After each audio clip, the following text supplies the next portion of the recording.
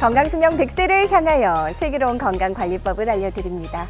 안녕하세요. OBS 생방송 건강콜센터 저는 오길윤입니다. 자, 어느덧 12월의 첫 주가 시작됐습니다. 올 한 해 어떻게 잘 보내셨는지요? 이맘때쯤 되면 괜히 마음이 더 분주해지고요. 또 해가 짧아지다 보니까 활동량은 줄어드는데 반면 연말 모임 등으로 인해 참 분주해지는 시기이기도 합니다. 목과 허리 등 몸에 이제 피로도 쌓이기 쉬운데요. 자, 작은 통증이라도 반복되고 조금 더 심해진다면 이는 척추 질환은 아닌지 의심해 볼 필요가 있습니다. 자, 생방송 건강콜센터 오늘의 주제, 연말 피로가 부르는 척추 통증 어떻게 치료할까라는 주제로 함께합니다. 다양한 비수술 치료법들 많이 안내해 드리려고 하니까요. 함께해 주시기 바랍니다. 방송 보시면서 무료 전화 참여해 보시면 어떨까요? 허리나 목 통증, 척추 질환으로 고생하고 계신 분들 연락 기다립니다. 네, 오늘 여러분의 척추 건강을 위해 도움 말씀 주실 전문의 모셨습니다. 신경외과 전문의 김욱하 원장님 나와주셨습니다. 원장님 안녕하십니까? 네, 안녕하세요. 시청자분들께 인사 부탁드립니다. 네, 안녕하세요. 여러분의 척추 건강 지킴이 김욱하입니다. 내일하고 모레는 영하 10도까지 기온이 떨어진다고 하는데요. 이런 날씨에 감기나 독감에 걸리지 않도록 많은 주의를 해주실 것을 당부드립니다. 전 오늘 방송을 통해서 연말 피로가 부르는 척추 통증을 해소하는 비이술적인 치료법들을 여러분들에게 전해드리겠습니다. 네. 자, 오늘 김욱하 원장님과 함께하면서 여러분의 건강 고민, 척추 건강에 대한 다양한 고민들 해결하기 위해 저희가 함께 노력하겠습니다. 아래 나가는 번호로 지금 바로 연락 주시기 바랍니다. 자, 본격적으로 이제 허리와 척추 건강에 대해서 말씀 나눠볼 텐데요. 우리 몸의 중심인 이 척추, 원장님 어떤 구조로 되어 있습니까? 네, 척추는 머리와 팔, 다리를 연결하는 인체의 정말 기둥인데요. 경추와 흉추, 요추, 천미추 총 33개의 뼈가 차곡차곡 관절을 통해서 연결이 되어서 중요한 기능을 담당하고 있습니다. 네. 또한 그 내부를 보면은 여러 통로들이 있는데요. 그 통로들로 지나가는 신경들을 보호하는 중요한 기능도 또한 척추가 담당하고 있습니다. 네. 척추 질환에도 다양한 종류가 있는 것으로 알고 있는데요. 원장님 가장 많은 분들이 고생하시는 대표적인 척추 질환 어떤 것들이 있을까요? 네, 대표적인 질환을 두 가지를 꼽을 수 있는데요. 척추관 협착증과 추간판 탈출증, 디스크가 되겠습니다. 네. 우선 협착증에 대해 설명을 드리면요. 좀 전에 제가 척추 내로 신경이 다니는 통로가 많이 있다고 말씀드렸는데 그런 통로들이 여러 퇴행성 변화 때문에 좁아지게 되면 신경이 눌려서 증상이 유발되는 병이 협착증입니다. 네네. 다음 화면 주시면요. 왼쪽의 두 MRI 영상은 신경 통로가 저렇게 하얗게 넓게 보이는 반면에 오른쪽의 두 영상은 신경 통로가 잘 보이지 않는 오. 협착증을 보여주는 것인데요. 네. 특히 허리 협착증의 경우에는 걸을 때에 허리와 양쪽 엉덩이 다리가 점점 당기고 아파져서요. 걷는 게 점점 힘들어지는 그런 증상을 특징적으로 보이는 것이 협착증이 되겠습니다. 네. 다음은 디스크인데요. 정상적으로 있지 않아야 될 곳으로 디스크가 튀어나와서 신경을 눌러서 증상을 유발하는 병이 디스크가 되겠습니다. 예, 예. 다음 화면 주시면요. 지금 노랗게 선을 그어놓은 것이 터져나온 디스크가 되는데요. 오. 저 디스크 때문에 저 부위로 편하게 지나가야 될 신경이 눌리기 때문에 문제가 되는데 허리 디스크의 경우에는 한쪽 엉덩이나 다리가 아프고 저리고 힘들어서 그런데 이게 어떤 자세를 취해도 그 통증이 가라앉지 않아서 너무너무 고생을 하는 그런 병이 되겠습니다. 네. 대표적인 척추 질환, 디스크 탈출증, 척추관 협착증에 대해서 말씀해 주셨습니다. 조금 나도 혹시 이제 척추 질환은 아닐까 생각되시는 분들 조금 헷갈리신다면 저희가 이제 자가 진단법이 있어서 준비했거든요. 휴대전화 준비하시고 이제 화면 나오면 좀 찍어 보셨다가 여기서 이제 두 가지에 해당되면 척추 질환 의심해 보셔야 된다고 합니다. 원장님 직접 소개해 주실까요? 네, 꼭 잘 들어주시고요. 1번, 허리를 뒤로 젖힐 때 심해지는 통증. 두 번째는 평소보다 느려진 걸음걸이. 오. 세 번째, 쪼그리고 앉는 것이 편하다. 그리고 네 번째, 다리가 저리고 감각이 둔해진다. 야. 다섯 번째는 다리 양쪽으로 쥐어짜는 듯한 통증이 있다. 이렇게 5가지 중에 2가지 이상에 해당된다고 생각하시면 반드시 가까운 척추 전문병원에 가셔서 진료를 받고 검사를 통해서 진단과 함께 치료를 받으시기를 권해드립니다. 네. 잘 보셨죠? 허리를 뒤로 젖힐 때 통증이 있으신 분, 오히려 쪼그려 앉는 게 힘들어야 되는데 그것이 편하다 하시는 분들, 다리에 쥐어짜거나 또 퍼지는 듯한 통증이 있다 하시는 분들 잘 체크하셨다가 통증이 있다면 나도 2가지 이상 해당된다 하시면 바로 병원 가시는 것이 좋겠습니다. 자, 그렇다면 이제 통증 부위에 따라 이제 척추에 어디에 이상이 있는지 혹시 원장님 그것도 좀 알 수 있을까요? 네, 대부분 이제 허리가 아프다 이렇게 표현을 많이 하시게 되는데요. 이렇게 허리가 아픈 것만 가지고는 내 허리의 어느 부위가 좋지 않은지를 짐작하기는 좀 쉽지는 않습니다. 아, 그래요? 그런데 이제 허리가 아플 때 다리에 통증이 동반되어 있으면 좀 짐작하기가 좋은데요. 예를 들어서 다리의 바깥쪽으로 통증이 동반되어 있으면 허리 4번과 5번 사이가 좋지 않겠다라고 추측할 수 있고요. 네네. 다리의 뒤쪽으로 통증이 동반되면 허리 5번과 천추 1번 사이가 좋지 않겠다라고 추측을 해볼 수 있습니다. 예. 시청자 여러분께서 여기서 꼭 명심하실 것은 허리가 아프지 않고 다리만 아픈 경우도 있는데요. 그럴 때에도 허리가 원인일 수 있다는 점 한 가지는 꼭 명심하시면 좋겠습니다. 네. 이제 척추관 협착증, 허리 디스크 좀 비슷하면서도 조금씩 다른 통증 양상을 보이는데요. 원장님 말씀하신 대로 다리가 아프다 하더라도 척추관의 질환일 수 있다는 점, 허리 문제일 수 있다는 점 기억하셨으면 좋겠습니다. 자, 이렇게 해서 이제 허리에 통증이 생겼습니다. 원장님 그 단계별로 조금 치료 방법이 달라집니까? 네, 그렇습니다. 척추도 지금 화면에 보시는 것처럼 단계별로 차근차근 치료를 하게 되는데요.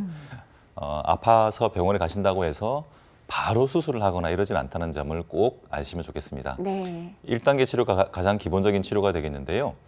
약물 치료와 물리 치료, 운동 치료, 그리고 신경 차단술 등의 방법이 있는데 다행히도 많은 경우에 이 1단계 치료만으로도 그 증상을 해결할 수가 있습니다. 오, 네네. 근데 이제 이 1단계 치료를 거듭해도 증상이 좋아지지 않으면 그럴 때 이제 2단계인 비수술적인 치료를 받게 되는데요. 네. 여기에는 증식 주사 치료, 신경 성형술, 양방향 척추 내시경술 등의 방법이 있습니다. 예.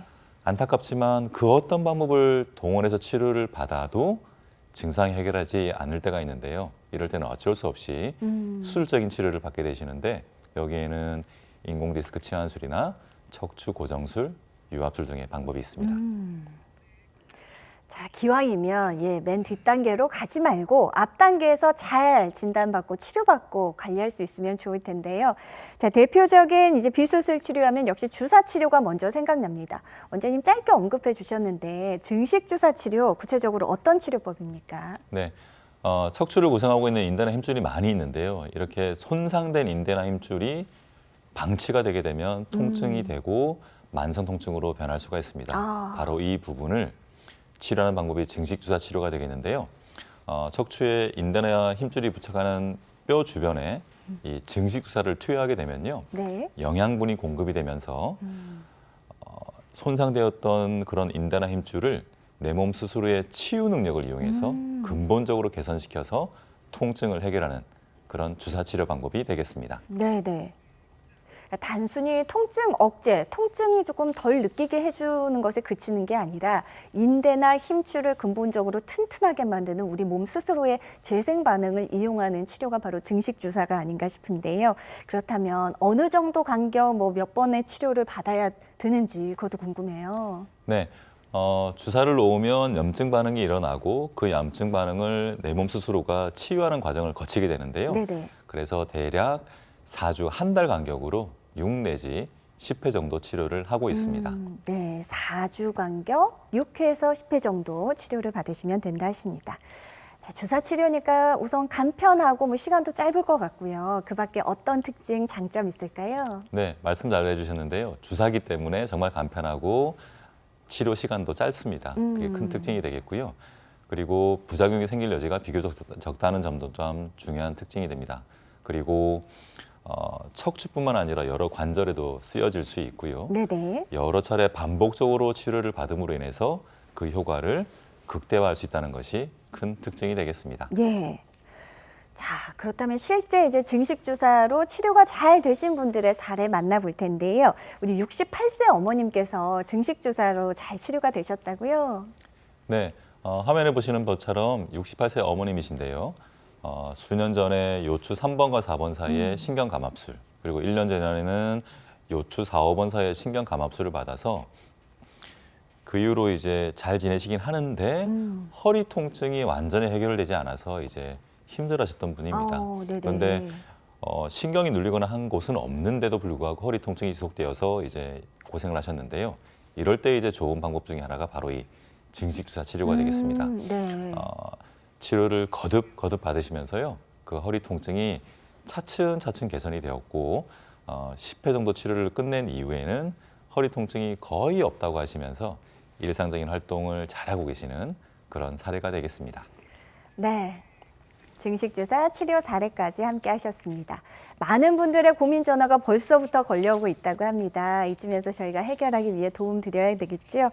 자, 만약 허리를 굽히면 통증이 좀 줄어든다. 그리고 걸을 때 아프다가 잠깐 앉아서 쉬면 괜찮아진다 하시는 분들 서둘러서 연락 주시기 바랍니다. 네, 생방송 건강콜센터 여러분의 전화 받아보겠습니다. 여보세요? 예, 예, 안녕하세요. 반갑습니다. 올해 나이가 어떻게 되십니까? 77입니다. 77세 아버님이시고요. 반갑습니다. 원장님과 인사 나누시고 어디 불편하신지 아버님 말씀해 주시기 바랍니다. 네, 네, 안녕하세요, 아버님. 네. 예, 혹시 어디가 불편하신가요? 그 무릎이 그 당기고 아프고요. 네. 네. 발바닥에 그 감각이 무뎌가지고 그 하면서 거기가 아파요. 발바닥도 아프다고요? 네네. 네.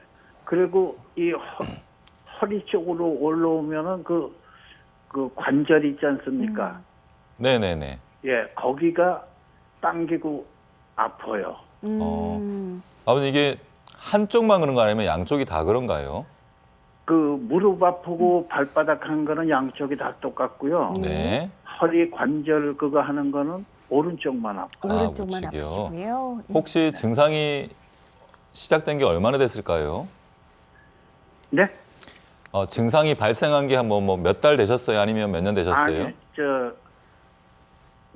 몇 년 됐습니다. 몇 년 정도요? 몇년 되셨어요. 네. 아버님 그러면은 혹시 이런 증상들이 네. 뭐 서 있거나 걸을 때 아니면 뭐 앉아 있을 때 누워 있을 때 이런 자세에 따라서 혹시 네. 언제 이런 증상이 발생을 하게 됩니까?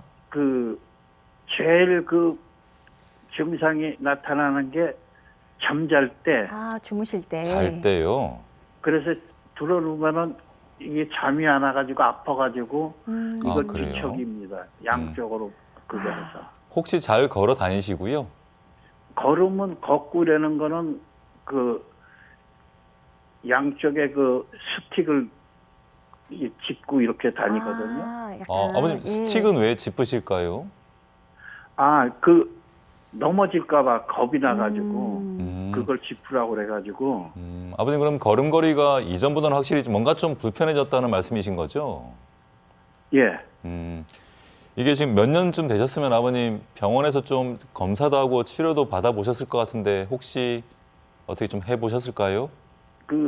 대학병원에서 진찰을 받았을 때 뭐 다른 그거는 하는데 내가 후유증으로 제가 척수염을 앓았었어요. 그러셨어요. 그러셨구나. 예. 네네네. 그래서 그게 5년 뒤에 그게 완치가 됐습니다. 그거는. 네네. 네. 그런데 그 후유증으로 이게 감각이 무뎌지고 당기고 아프고 이러는 거예요. 그 뒤로 이제 척수염은 완치가 네네네. 됐는데 이후로 더 많이 통증을 느끼신다는 거죠? 예, 예. 네네. 그게 이제 혹시 그거 말고 다른 말씀 들으신 건 없고요? 다른 얘기는 없고 이제 다른데 동네 병원에 가서 이거 네. 했을 때요. 네네네. 협착증 허리 이런 거는 전혀 없다고 그렇게 나왔었고요. 그러셨어요? 그래요? 네. 그래서 아까 제가 말씀드린 후유증 때문에 네네네. 그것 때문에 그러는 거지 다른 이상은 없다고. 그러니까 무릎이 그거 하는 것도 관절염은 아니고 네네네. 허리 협착증도 아니고 척수염 그 후유증으로만 그걸 해서 이제 더 이상 이 악화만 안 되게 그 병원에서는 그렇게 얘기를 해가지고 예. 그렇게 해서 네네네. 재활하라고 그래가지고 뭐 음. 그거 하고 해서 조금씩 운동을 하고 있습니다. 예, 예. 예.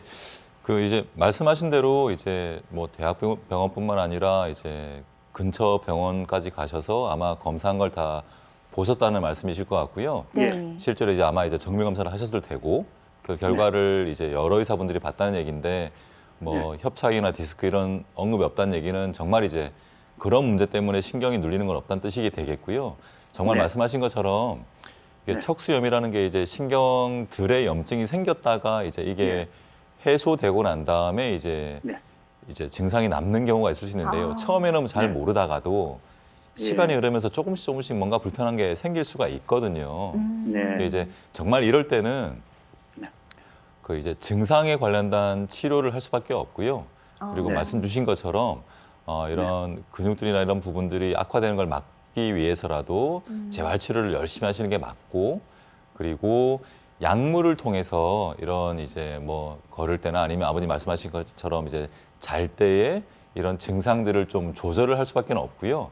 그런 약물들이 여러 가지가 있고 용량도 여러 가지가 있기 때문에 그런 약들을 하나씩 쓰면서 어쨌든 아버님께서 이제 잠을 좀 편하게 주무셔야 다음날 운동도 잘 할 수 있고 재활치료도 잘 맞아요. 받을 수 있기 때문에 네. 그런 부분들을 이제 뭐 가까운 병원도 괜찮고 아니면 뭐 원하시는 병원에 척추 전문 병원들이 있으니까 좀 차근차근 좀 약물 치료와 함께 운동을 꾸준히 해나가시면 그래도 지금보다는 조금씩은 더 나은 그런 증상으로 지내실 수가 있으니까 좀 정기적으로 좀 내원을 하셔서 좀 상담을 하고 적절하게 치료를 받으시면 좋을 것 같습니다. 네. 우리 아버님께서는 어떻게 보면 이제 척추 쪽에는 협착증도 없고 뭐 디스크도 따로 없고 무릎 관절 문제도 없으시다고 하니까 다행일 수 있는데요. 원장님 말씀하신 대로 이제 증상에 대한 대증 치료가 우선이라고 하십니다. 약물로 치료 조절 잘 하시고 그리고 또 다른 전문의 선생님과 앞으로 치료 방향에 대해서 상의해 보시는 것도 좋을 것 같습니다. 전화 주셔서 고맙습니다.